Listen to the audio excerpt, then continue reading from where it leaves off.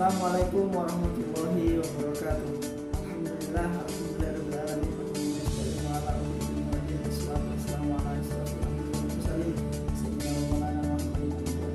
Sebelum saya melanjutkan ke presentasi saya ingin mengucapkan minal aidin wal faizin, mohon maaf lahir dan batin.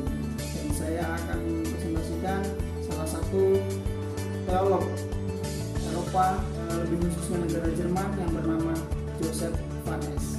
Pakai baik, Joseph Van Es adalah salah satu teolog yang belajar di Universitas Tübingen Jerman. Beliau mempelajari tentang tasawuf Islam dan mendalami beberapa pemikiran teolog dari agama Islam. Pada kesempatan kali ini saya akan menjelaskan keresahan dari Joseph Van Es dan apa saja pemikiran-pemikiran beliau.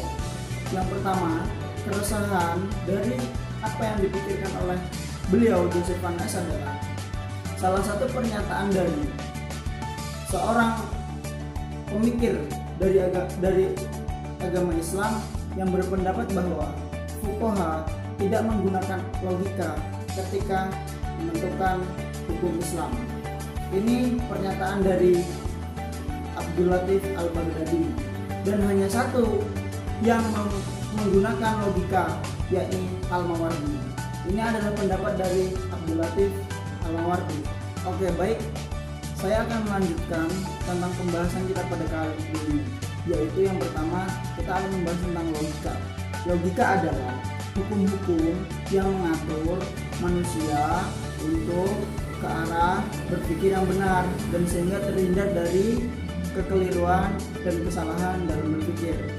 Dalam bahasa Arab itu disebut ilmu mantik, nggak jauh beda artinya, yakni artinya kaidah-kaidah yang membimbing manusia ke arah berpikir yang benar sehingga menghasilkan kesimpulan yang benar dan terhindar dari kesimpulan yang salah.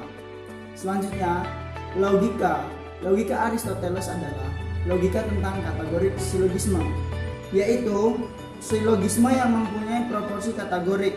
Demi lahirnya konklusi, maka pangkal umum dapat kita berpijak harus merupakan proporsi universal, sedangkan pangkal khusus tidak berarti bahwa harus partikular atau singular, tetapi bisa proporsi dan universal. Dan yang terakhir adalah logika Stoik. Stoik ini adalah salah satu kota di Yunani yang dipengaruhi oleh pemikiran Aristoteles.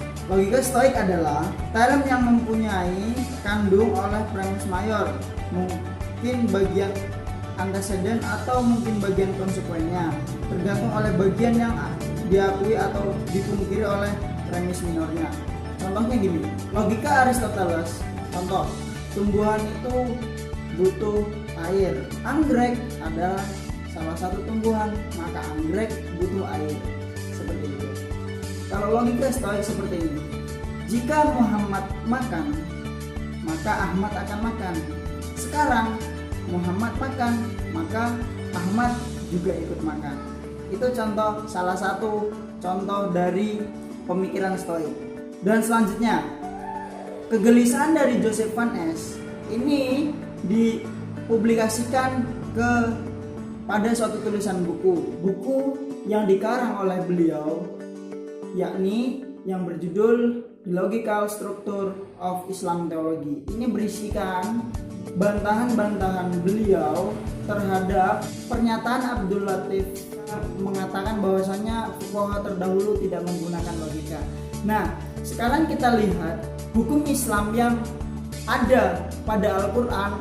Contoh, la taqul lahum aufin wa la tanharhum wa qul lahum qawlan karima. Jangan engkau berkata kepada orang tua kamu. Nah, kata saja tidak boleh, apalagi memukul.